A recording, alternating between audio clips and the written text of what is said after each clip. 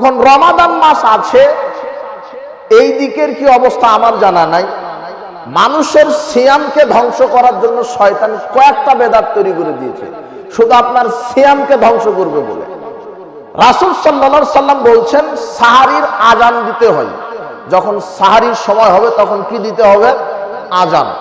রাসূল সাল্লাল্লাহু আলাইহি সাল্লাম বলছেন যে বেলাল যখন আজান দেয় তখন তোমরা সাহারি খাও, আর যখন আব্দুল্লাহ ইবনে উম্মে মাকতুম আজান দিবে তখন তোমরা সাহারি খাওয়া বন্ধ করো। তার মানে সাহারির জন্য আজান দেওয়া সুন্নাত। এদিকে কি আজান হয়? হয় না। কিন্তু গজল হয়, তাই না? মাইকে ডাকাডাকি হয়, ঢোল পিটাপিটি হয়, তাই না? সুস্পষ্ট টাটকা বিদআত। আমি মনে হয় কথা বুঝাতে পারলাম না। মুহাম্মদ সাল্লাল্লাহু আলাইহি সাল্লাম বলছেন যে সাহারির আজান দিতে হবে, কিন্তু আজান না দিয়ে ওখানে গজল চালু হয়েছে, বলছে যে আর মাত্র আধা ঘন্টা বাকি আছে, আপনারা উঠে পড়ুন, এভাবে বলে নাকি? হ্যাঁ, সুস্পষ্ট বিদআত। মুহাম্মদ সাল্লাল্লাহু আলাইহি সাল্লাম বলেছেন আজান, আর আপনি বলছেন যে আজান চলবে না, ডাকাডাকি করো। তাহলে কোনটা ঠিক? আজান না মাইকে ডাকাডাকি ঢোল পিটানো? তো সমাজে চলে কোনটা? ডাকাডাকি। আমার বক্তব্যের বিষয় কি? সমাজে প্রচলিত ভ্রান্ত আমল। তো একটা ভ্রান্ত আমল আপনাকে দেখাতে পারলাম কিনা? মুহাম্মদ সাল্লাল্লাহু আলাইহি সাল্লাম বলছেন আজান, আর আপনি বলছেন আজান বাদ দাও, ঢোল পিটাও। দেখেন, আপনার সিয়াম প্রথমেই ধ্বংস করার শয়তান বেদাত তৈরি করে দিল, আপনার সিয়ামই কবুল হতে দিবে না। এরপরে ঢোল পিটিয়ে যখন আপনাকে উঠালো, এখন আপনি সাহারি খাবেন, তখন আপনি নিয়াত করেছেন নাওয়াইতু আন আসুমা গাদাম মিন শাহরি রমাদান, নাওয়াইতু আন আসুমা গাদাম মিন শাহরি রমাদান, নাওয়াইতু আন আসুমা গাদাম মিন শাহরি রমাদান। আমি নিয়ত করছি রমাদানের সিয়াম রাখবো আগামীকাল।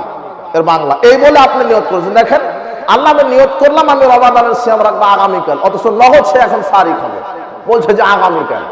মানে শয়তান বানাতে গিয়ে শয়তানের বুদ্ধি এখানে লোপ পেয়ে গেছে। গাদান মানে আগামীকাল, তো আগামীকাল শুরু হবে কখন? সূর্য ডোবার পরে, মানে মাগরিবের পরে আগামীকাল হবে, মানে ও মাগরিবের পরে সিয়াম রাখার নিয়ত করলো, অথচ এখনই সাহারি খেয়ে সিয়াম রাখবে। আমার কথা মনে বুঝতে পারলেন না? অথচ এই বলেই মুরব্বী নিয়ত করে। জিজ্ঞাসা করেন, নামাইতু আন আসুমা গাদাম মিন শাহরি রমাদান, আমি আগামীকাল সিয়াম রাখবো, অথচ এখন সাহারি খাচ্ছে। এই মুখে নিয়ত বলা বিদআত। ও যদি মরা পর্যন্ত 90 বছর ধরে এই নিয়ত করে সিয়াম রাখে, একটা সিয়ামও কবুল হবে না। যদি একটা সিয়াম কবুল হয় তাহলে মুহাম্মদ সাল্লাল্লাহু আলাইহি সাল্লামের নীতি তরিকা বাতিল হয়ে যাবে। নিয়ত করা লাগে অন্তর, এমনিতেই যে আমি এখন সাহারি খাচ্ছে সিয়াম রাখবো, এটা হয়ে গেল নিয়ত। নিয়তেই ভুল, বলছে যে গাদান আমি আগামীকাল সিয়াম রাখবো। তাহলে একে তো ঢোল পিটে উঠালো, এটা বিদআত। সিয়ামের নিয়ত পাঠ করে নিল শয়তান, এটাও বিদআত।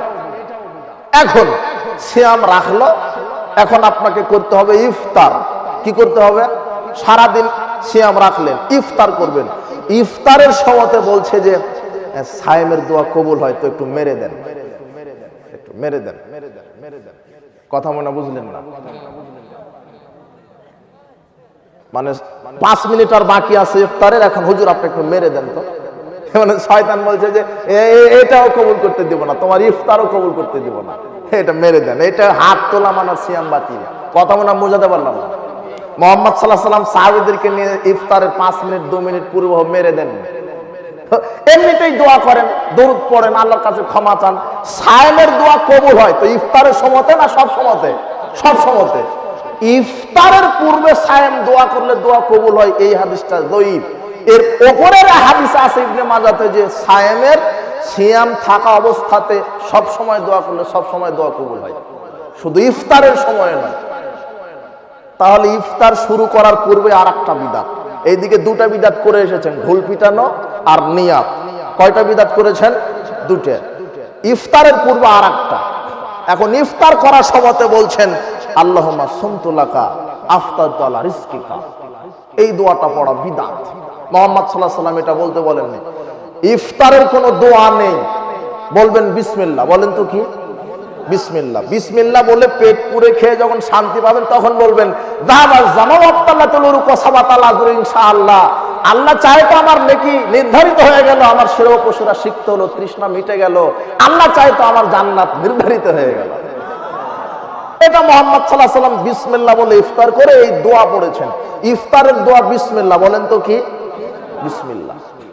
তাহলে 4টা বিদআত করার পরে আপনি ইফতারে ঢুকতে পারলেন। তার মানে আপনার সিয়ামটা শয়তান ধ্বংস করে দিল।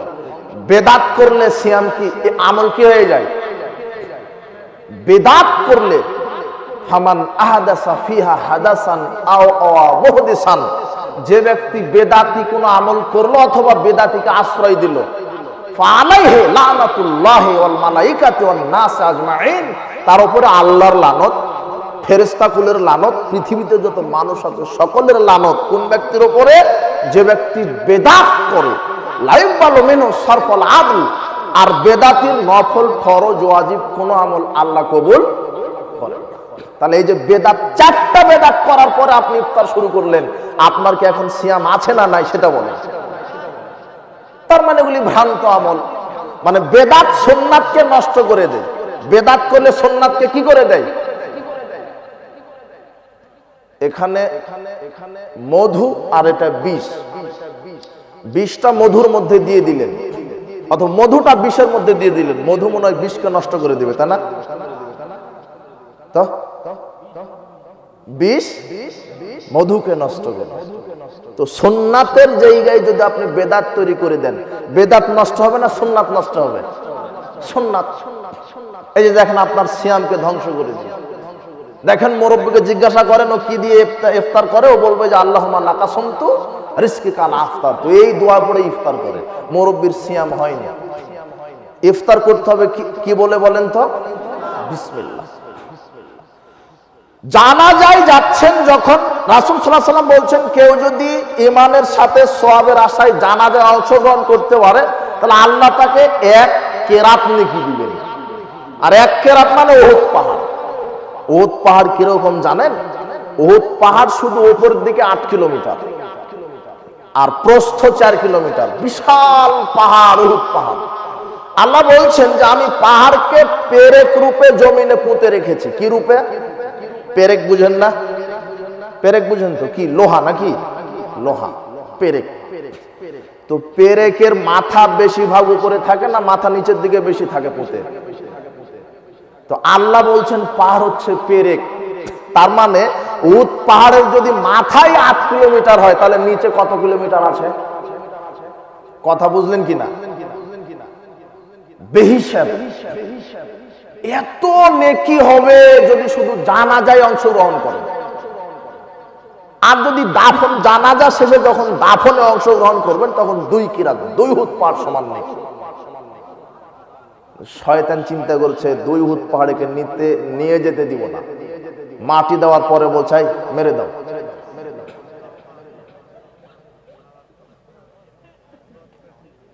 এই আপনারা দাঁড়ান, দোয়া হবে, দোয়া হবে।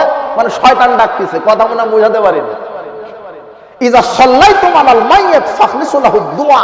মুহাম্মদ সাল্লাল্লাহু আলাইহি ওয়াসাল্লাম বলছেন যখন জানাজার সালাত আদায় করবা, তখন যত খুশি খালেস অন্তরে মায়াতের জন্য দোয়া করো। দোয়ার জায়গা জানাজার সালাতে, আর হুজুর তৈরি করে দিয়েছে দাফন করার পর। কথা বুঝেননি মনে হয়? দেখেন সমাজে প্রচলিত আমল দেখেন।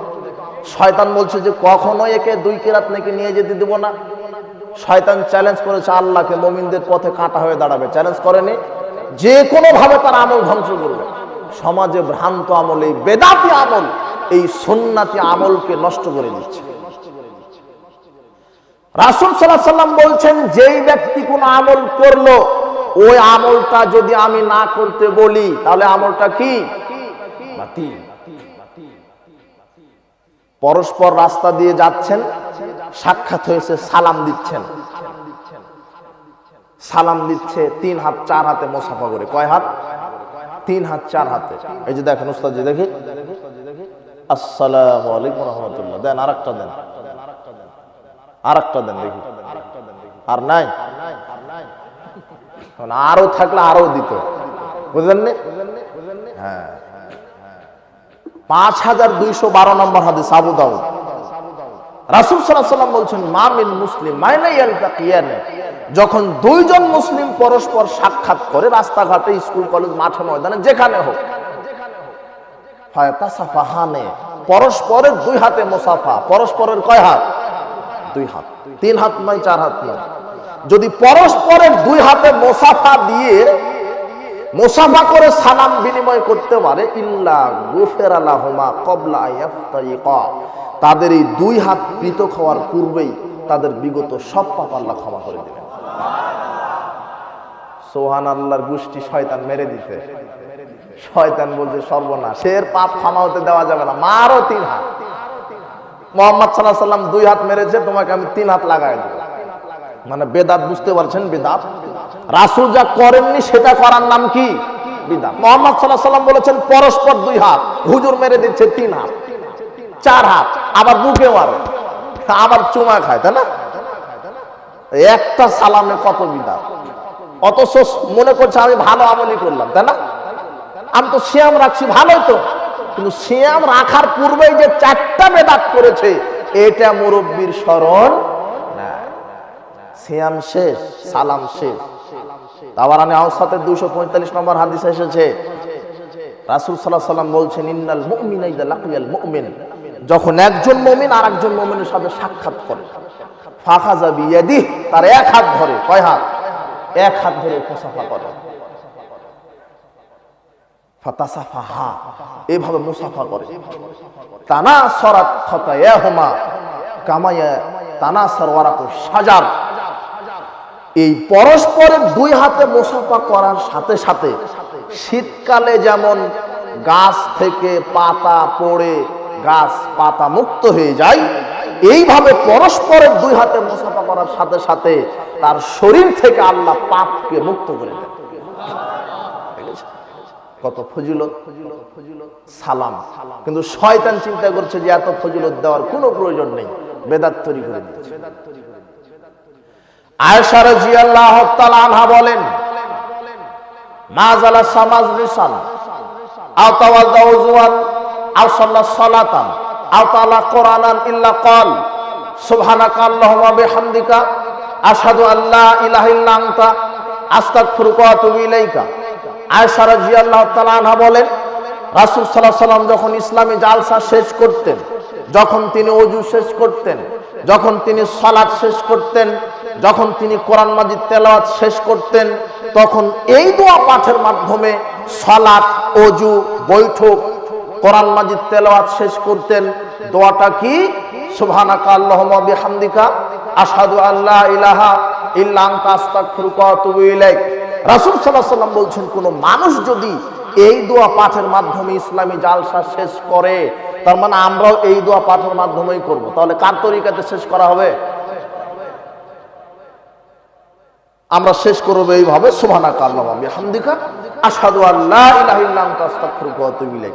রাসূল সাল্লাল্লাহু আলাইহি ওয়াসাল্লাম বলছেন, যদি কোনো ব্যক্তি এই দোয়া পাঠের মাধ্যমে বৈঠক ভঙ্গ করে, তাহলে বৈঠকে যত পাপ হয়েছে আল্লাহ সব পাপকে ক্ষমা না চাইতেই অটো ক্ষমা করে দিবেন।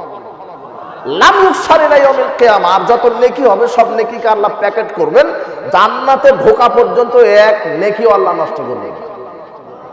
এই দোয়ার কত ফজিলত! তার মানে বৈঠক ভঙ্গ করতেন মুহাম্মদ সাল্লাল্লাহু আলাইহি ওয়াসাল্লাম এই দোয়া পাঠের মাধ্যমে।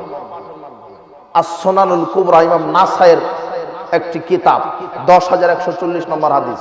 রাসূল সাল্লাল্লাহু আলাইহি ওয়াসাল্লাম যখন বৈঠক ভঙ্গ করতেন তখন এই দোয়া পাঠ করতেন। রাসূল সাল্লাল্লাহু আলাইহি ওয়াসাল্লাম যখন ওযু শেষ করতেন তখন এই দোয়া পাঠের মাধ্যমে ওযু শেষ করতেন।